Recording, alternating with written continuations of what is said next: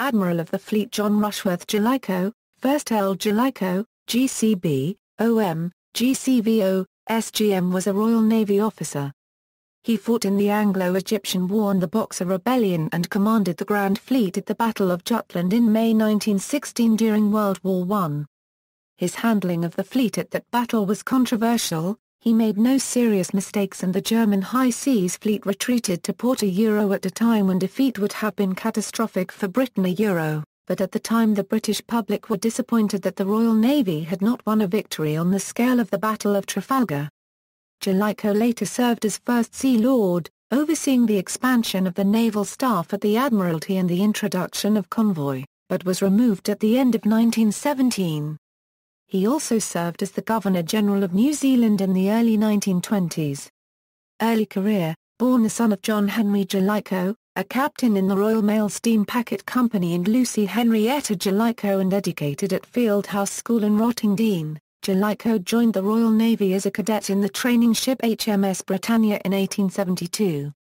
He was made a midshipman in the steam frigate HMS Newcastle in September 1874 before transferring to the ironclad HMS Agincourt in the Mediterranean Fleet in July 1877. Promoted to sub-lieutenant on December 5, 1878, he joined HMS Alexandra, flagship of the Mediterranean Fleet, as signal sub-lieutenant in 1880. Promoted to lieutenant on September 23, 1880. He returned to HMS Agincourt in February 1881 and commanded a rifle company of the Naval Brigade at Ismailia during the Egyptian War of 1882. Jellicoe qualified as a gunnery officer in 1883 and was appointed to the staff of the gunnery school HMS Excellent in May 1884. He joined the turret ship HMS Monarch as gunnery officer in September 1885 and was awarded the Board of Trade Silver Medal for rescuing the crew of a capsized steamer near Gibraltar in May 1886. He joined the battleship HMS Colossus in April 1886 and was put in charge of the experimental department at HMS Excellent in December 1886 before being appointed assistant to the Director of Naval Ordnance in September 1889. Promoted to commander on June 30, 1891, Jellicoe joined the battleship HMS Sans Pareil in the Mediterranean Fleet in March 1892. He transferred to the battleship HMS Victoria in 1893 and was aboard when it collided with HMS Camperdown and was wrecked off Tripoli on June 22, 1893. He was then appointed to the new flagship, HMS Ramillies, in October 1893. Promoted to captain on January 1, 1897, Jellicoe became a member of the Admiralty's Ordnance Committee. He served as captain of the battleship HMS Centurion and Chief of Staff to Vice Admiral Sir Edward Seymour during the Seymour expedition to relieve the legations at Peking during the Boxer Rebellion in June 1900. He was badly wounded during the Battle of Bir Kong and told he would die but confounded the attending doctor and chaplain by living. He was appointed a Companion of the Order of the Bath and given the German Order of the Red Eagle, 2nd class, with crossed swords for services rendered in China. Centurion returned to the United Kingdom in August 1901, and was paid off the following month, when Captain Jellicoe and the crew went on leave. He became Naval Assistant to 3rd Naval Lord and Controller of the Navy in February 1902 and was given command of the armoured cruiser HMS Drake on the North America and West Indies station in August 1903. High Command. As a protégé of Admiral John Fisher, Jellicoe became Director of Naval Ordnance in 1905 and, having been appointed a Commander of the Royal Victorian Order on the occasion of launching of HMS Dreadnought on February 10, 1906, he was also made an aide-de-camp to the King on March 8, 1906. Promoted to Rear Admiral on February 8, 1907, he pushed hard for funds to modernize the Navy, supporting the construction of new Dreadnought-type battleships and Invincible-class battler cruisers. He supported F.C. Dreyer's improvements in gunnery fire control systems, and favored the adoption of Dreyer's fire control table, a form of mechanical computer for calculating firing solutions for warships. Jellicoe arranged for the output of naval ordnance to be transferred from the War Office to the Admiralty. Jellicoe was appointed second in command of the Atlantic Fleet in August 1907, hoisting his flag in the battleship HMS Albemarle. He was appointed Knight Commander of the Royal Victorian Order on the occasion of the King's Review of the Home Fleet in the Solent on August 3, 1907. He went on to be 3rd Sea Lord and Controller of the Navy in October 1908 and, having taken part in the funeral of King Edward VII in May 1910, he became Commander-in-Chief, Atlantic Fleet in December 1910, hoisting his flag in the battleship HMS Prince of Wales. He advanced to Knight Commander of the Order of the Bath on the coronation of King George V on June 19, 1911 and confirmed in the rank of Vice Admiral on September 18, 1911. He went on to be second in command of the Home Fleet, hoisting his flag in the battleship HMS Hercules, in December 1911 and, having also been appointed commander of the 2nd Battle Squadron in May 1912. Joined an inquiry into the supply and storage of liquid fuels in peace and war on August 1, 1912. He became 2nd Sea Lord in December 1912. World War I. Grand Fleet At the start of World War I, Admiral George Callaghan, Commander-in-Chief of the Home Fleet, was removed by First Lord of the Admiralty Winston Churchill. Jellicoe was promoted to full admiral on August 4, 1914 and assigned command of the renamed Grand Fleet in Admiral Callaghan's place, though he was appalled by the treatment of his predecessor. He was advanced to Knight Grand Cross of the Order of the Bath on February 8, 1915. When Fisher and Churchill both had to leave office after their quarrel over the Dardanelles, Jellicoe wrote to Fisher, "We owe you a debt of gratitude for having saved the Navy from a continuance in office of Mr. Churchill, and I hope that never again will any politician be allowed to usurp the functions that he took upon himself to exercise." Jellicoe was in command of the British Grand Fleet at the Battle of Jutland in May 1916, history's largest clash of dreadnoughts, albeit an indecisive one. His handling of the Grand Fleet during the battle remains controversial, with some historians describing Jellicoe as too cautious and other historians faulting the battlecruiser commander, Admiral David Beatty, for making various tactical errors. Jellicoe certainly made no significant mistakes during the battle. Based on limited intelligence, he correctly deployed the Grand Fleet with a turn to port so as to cross the T of the German High Seas Fleet as it appeared. After suffering heavy shell damage, the German fleet turned 180 degrees and headed away from the battle. Jellicoe was criticized for not pursuing the German High Seas Fleet, but it is unclear that this would have been sensible, given the risk of German torpedo attacks. At the time the British public were disappointed that the Royal Navy had not won a victory on the scale of the Battle of Trafalgar. Churchill described Jellicoe later as the only man on either side who could lose the war in an afternoon, essentially hinting that Jellicoe's decision to prefer caution was strategically correct. Nevertheless, he was appointed a member of the Order of Merit on May 31, 1916, advanced to Knight Grand Cross of the Royal Victorian Order on June 17, 1916 and awarded the Grand Cross of the French Legion of Honor on September 15, 1916. First Sea Lord Jellicoe was appointed First Sea Lord in November 1916. His term of office role saw Britain brought within danger of starvation by German unrestricted U-boat warfare. At the War Committee in November 1916, the admirals present, including Jellicoe, told Lloyd George that convoys presented too large a target for enemy ships, and that merchant shipmasters lacked the discipline to keep station in a convoy. In February 1917, Maurice Hankey wrote a memorandum for Lloyd George calling for the introduction of scientifically organized convoys almost certainly after being persuaded by Commander Henderson and the shipping ministry officials with whom he was in contact. After a breakfast meeting with Lloyd George, Carson and Admirals Jellicoe and Duff agreed to conduct experiments. However, convoys were not in general use until August 1917, by which time shipping losses to U-boats were already falling from their April peak. Jellicoe continued to take a pessimistic view, advising the War Policy Committee during planning meetings for the Third Ypres offensive in June and July that nothing could be done to defeat the U-boats.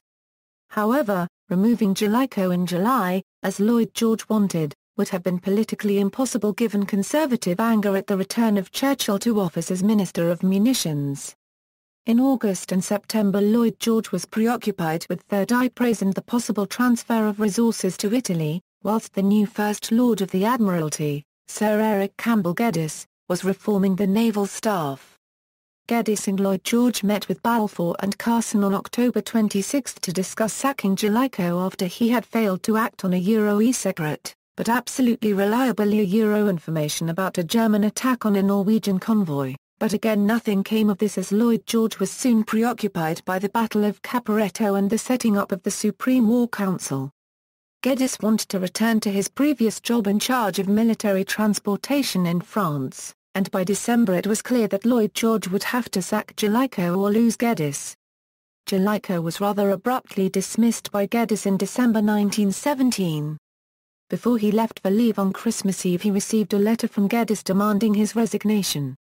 Geddes' unregistered trademark letter stated that he was still in the building and available to talk, but after consulting Admiral Halsey, Jellicoe replied in writing that he would do what was best for the service. The move became public knowledge 2 days later.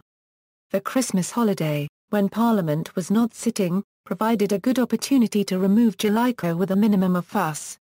Geddes squared matters with the King and with the Grand Fleet Commander Admiral Beatty over the holiday. The other Sea Lords talked of resigning, especially when Geddes suggested in a meeting that Balfour and Carson had specifically recommended Jellicoe unregistered trademark S removal at the 26 October meeting. They had not done so, although Balfour unregistered trademark S denial was less than emphatic. There was no trouble from the generals, who had a low opinion of Jellicoe. In the end the Sea Lords remained in place, whilst Carson remained a member of the War Cabinet, resigning in January over Irish Home Rule. Although it was pretended that the decision had been Geddes' unregistered trademark alone, he let slip in the naval estimates debate that he had been conveying a Euro-OEth decision of the government that is of Lloyd George, who had never put the matter to the War Cabinet. MPs picked up on his slip immediately, and Bonelaw admitted in the same debate that he too had had prior knowledge. As First Sea Lord, Jellicoe was awarded the Grand Cordon of the Belgian Order of Leopold on April 21, 1917, the Russian Order of St. George, 3rd class on June 5, 1917, the Grand Cross of the Italian Military Order of Savoy on August 11, 1917 and the Grand Cordon of the Japanese Order of the Rising Sun on August 29, 1917. Later war Jellicoe was created Viscount Jellicoe of Scapa Flow on March 7, 1918. In June 1918, amidst concerns that following the Treaty of Brest-Litovsk the Germans were about to requisition the Russian Black Sea Fleet, Lloyd George proposed Jellicoe as Allied Supreme Naval Commander in the Mediterranean. The French were in favor of a combined Allied naval command, but the Italians were not, so nothing came of the suggestion. Retirement. Jellicoe was promoted to Admiral of the Fleet on April 3, 1919. He became Governor-General of New Zealand in September 1920 and while out there also served as Grand Master of New Zealand's Masonic Grand Lodge. Following his return to England, he was created Earl Jellicoe and Viscount Brokers of Southampton in the county of Southampton on July 1, 1925. He died of pneumonia at his home in Kensington in London on November 20, 1935 and was buried in St. Paul's Cathedral. Legacy. In 1919, Sleep, Beneath the Wave. A requiem with words by Reverend Alfred Hall and music by Albert Ham was dedicated to Admiral Viscount Jellicoe. The attempt of his official biographer Admiral Bacon to portray him as the conqueror of the U-boats is, in John Grigg unregistered trademark S view, absurd, as the main decisions were taken by other men. Bacon also claimed that his elevation to a viscountcy on dismissal was a deliberate snub, but in fact Sir John French, the former commander-in-chief of the BEF, was only a viscount at the time, whilst Fisher was never more than a baron. Bacon's neutrality may be questionable as he had himself been sacked by Geddes from command of the Dover Patrol, replaced by Roger Keyes, shortly after Jellicoe unregistered trademark S removal. Family. In July 1902 Jellicoe married Gwendolyn Kayser, daughter of the shipping magnate Sir Charles Kayser. They had a son and 5 daughters. Honours. Ribbon bar. Peerages equals, Viscount Jellicoe, of Scareper in the county of Orkney March 7, 1918, Earl Jellicoe and Viscount Brokers, of Southampton in the county of Southampton July 1, 1925. British orders equals, Knight Grand Cross of the Order of the Bath February 8, 1915, Order of Merit May 31, 1916, Knight Grand Cross of the Royal Victorian Order June 17, 1916. British decoration equals, Sea Gallantry Medal Euro 1886. British medals equals, Egypt Medal, China War Medal, 1914 Star, British War Medal, World War I Victory Medal, King George V Coronation Medal, King George V Silver Jubilee Medal. International orders equals, Kingdom of Prussia, Order of the Red Eagle, 2nd class with crossed swords April 1902, France, Grand Cross of the Legion of Honor September 15, 1916, Belgium, Grand Cordon of the Order of Leopold April 21, 1917, Russian Empire, Order of St. George, 3rd class June 5, 1917, Kingdom of Italy, Grand Cross of the Military Order of Savoy August 11, 1917, Empire of Japan, Grand Cordon of the Order of the Paulownia Flowers August 29, 1917. International decorations equals, Navy Distinguished Service Medal of the United States September 16, 1919, Croix de Guerre France February 21, 1919, Belgian Croix de Guerre April 21, 1917. Ancestry, Arms, Residences. Ancestors equals. Arms equals. References. Sources, Admiral Sir Reginald Bacon. The Life of John Rushworth, Earl Jellicoe, GCB, OM, GCVO, LLD, DCL Castle. The Scene B00085 MS-20. Brooks, John. Dreadnought Gunnery and the Battle of Jutland, The Question of Fire Control. Routledge. ISBN 0714657026. Grigg, John. Lloyd George, War Leader, 1916 1918. Allen Lane. ISBN 978-0571277490. Heathcote, Tony. The British Admirals of the Fleet 1734 1995. Barnsley, UK, Leo Cooper. ISBN 0-85052-835-6. Massey, Robert Kinloch. Castles of Steel, Britain-Germany, and the Winning of the Great War at Sea. New York, Ballantine Books. ISBN 0-345-40878-0. Further reading, Jellicoe, Admiral John Rushworth. The Grand Fleet, Its Creation, Development and Work 1914 Not So Noble Books. The Scene B00C6BFG3W. Jellicoe, Captain John Rushworth. Men of the Day, Naval Ordnance. Vanity Fair. Jellicoe, John Rushworth, 1st Earl Jellicoe. The Crisis of the Naval War. Tradition. ISBN 978-3842425,057. Murford, Malcolm. The First Sea Lords from Fisher to Mountbatten. Westport. ISBN 0-275-94231-7. Winton, John. Jellicoe M. Joseph. ISBN 978-0718118136. External links, Hansard 1803 2005, Contributions in Parliament by the Earl Jellicoe, The Dreadnought Project, John Jellicoe, 1st Earl Jellicoe, note the chapters to the right, John Jellicoe at Find a Grave, works by John Jellicoe at Project Gutenberg, works by or about John Jellicoe at Internet Archive.